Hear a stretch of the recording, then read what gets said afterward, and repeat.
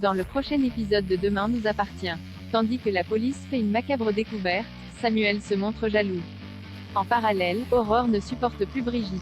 Attention, les paragraphes qui suivent contiennent des spoilers sur l'épisode de Demain nous appartient demain soir sur TF1. Si vous ne voulez rien savoir, ne lisez pas ce qui suit. Jeudi 7 avril dans Demain nous appartient. La police fait une macabre découverte retrouvée tôt dans la matinée après sa tentative de suicide. Garance est dans le coma dans un état critique. Le docteur Delco remet alors à Olivier un mot que les pompiers ont retrouvé sur la jeune femme. Dans celui-ci on peut lire « Pardonne-moi papa, je t'aime ». Bouleversé, Olivier s'effondre. Pendant ce temps, Nord apprend que le pronostic vital de Garance est toujours engagé. Malgré les aveux de Garance, l'infirmière peine à croire que sa camarade soit responsable des morts de Romain et Alizé Melville. En effet, Nord ne comprend pas pourquoi elle n'a pas prévenu la police alors qu'elle était en état de légitime défense. Seulement, Gabriel n'est pas du même avis et se dit soulagé d'avoir le fin mot de cette histoire.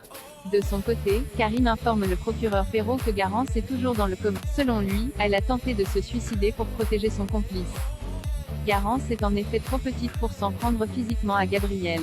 Malheureusement, l'enquête avance trop lentement pour Sébastien qui accorde une journée à Damien pour recouper les ADN relevés sur la voiture puis comparer les résultats. Non loin de là, Gabriel a repris le travail car il avait besoin de se changer les idées.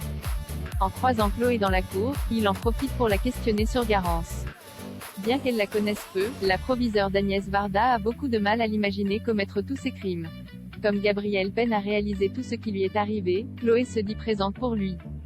En parallèle, Nord se rend au chevet de Garance pour prendre de ses nouvelles. Olivier la remercie et regrette que toute la ville de Sète la prenne désormais pour un monstre. Toutefois, Nord ne croit pas une seconde qu'elle ait pu tuer Romain et Alizé et encore moins qu'elle ait agressé Gabriel. D'accord avec elle, Olivier se met à pleurer et prend alors la main de sa fille en déclarant qu'il n'est rien sans elle. Soraya nettoie quant à elle sa terrasse car il y avait plein de terre devant la porte. Elle explique ensuite à sa sœur que Bar est toujours en prison et qu'elle ne pourra pas demander sa libération tant que son innocence n'aura pas été prouvée. En effet, le procureur pense que le fils Valorta pourrait avoir un complice. Avec son passif, il ne lâchera pas l'affaire. À quelques mètres de là, un jeune homme a découvert un squelette près de l'étang et a immédiatement prévenu la police. Dépêché sur place, Damien procède aux différents prélèvements. En jetant sa poubelle, Soraya voit que la police a délimité les lieux et cherche à comprendre ce qu'il se passe. Une passante lui apprend donc qu'ils ont trouvé un squelette près de l'étang. Après quelques recherches, Damien affirme à Sarah et Karim qu'il s'agit bien de Romain Melville. Le capitaine Saed remarque alors que les ossements du défunt ont été retrouvés juste à côté du domicile de Norbédiard. Samuel se montre jaloux. Victoire et Samuel ont passé la nuit ensemble et Samuel a du mal à se réveiller, à tel point d'ailleurs qu'il fait une grosse gaffe en appelant Victoire Alma. Heureusement, elle ne le prend pas mal et s'amuse même de la situation. De son côté, Alma se rend à l'hôpital pour ramener le blouson de Benjamin.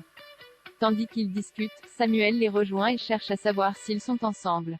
Ils ont beau affirmer qu'ils sont tout simplement amis, le docteur Chardot est convaincu du contraire et va même jusqu'à croire qu'ils n'assument pas leur relation. Par la suite, Benjamin et Alma prennent un café ensemble et hallucinent encore de la crise que vient de leur faire Samuel. Cependant, Benjamin pense que c'est plutôt flatteur pour elle car ça prouve qu'il tient encore à elle.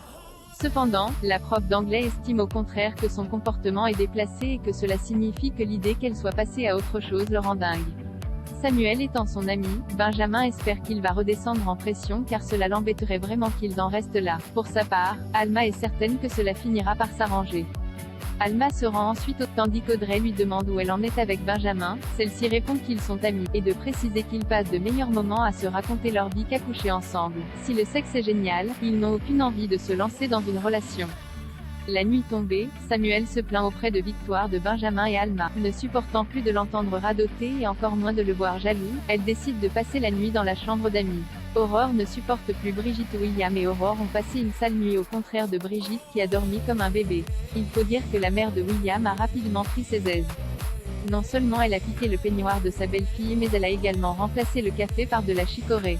Mais ce n'est pas tout puisque Brigitte décide aussi de faire le ménage, ne trouvant pas la maison assez propre à son goût. Plus tard, Brigitte se repose lorsque son fils rentre du travail.